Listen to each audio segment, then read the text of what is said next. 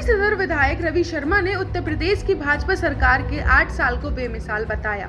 उन्होंने कहा कि आज उत्तर प्रदेश की भाजपा सरकार के शासन को 8 वर्ष हो गए हैं।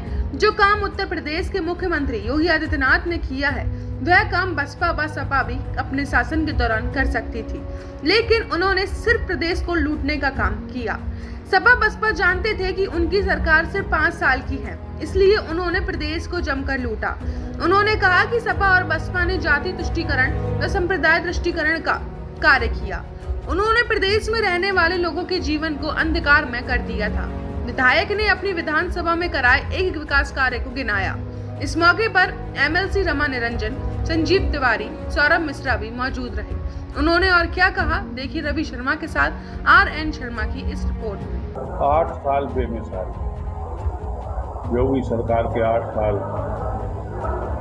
आज पूरे हुए और इन 8 वर्षों में योगी सरकार की उपलब्धियां, वहीं दूसरी ओर वो सरकारें जो चाहती तो जो काम योगी जी ने किया है वो भी कर सकते थे, उनके पास भी अवसर था। एक कालखंड ऐसा रहा जब सपा और बसपा एक दूसरे को रिप्लेस करते रहे कि सपा आई बसपा आई, सपा आई बसपा आई। उन्हें पता था कि हमें 5 ही साल के लिए आना है, तो वो हर 5 साल जो भी आया उन्होंने प्रदेश को लूटने खसोटने का काम किया। जाति के आधार पर तुष्टीकरण, संप्रदाय के आधार पर तुष्टीकरण करने वाली वो सरकारें, उन्होंने इस प्रदेश को अंधेरे में झोंक दिया था। इस प्रदेश में रहने वाले 22 करोड़ लोगों का भविष्य अंधकार में बना दिया था। तब लोगों को एक प्रकाश की किरण योगी जी के नाम पर दिखाई दी। भारतीय जनता पार्टी के लोगों ने विश्वास किया। वो समय था जब योगी जी ने इस प्रदेश को अंधेरे से निकाल करके प्रकाश की ओर ले जाने का काम किया। योगी जी ने इस गंगा प्रदेश को शांत प्रदेश के रूप में बदलने का काम किया।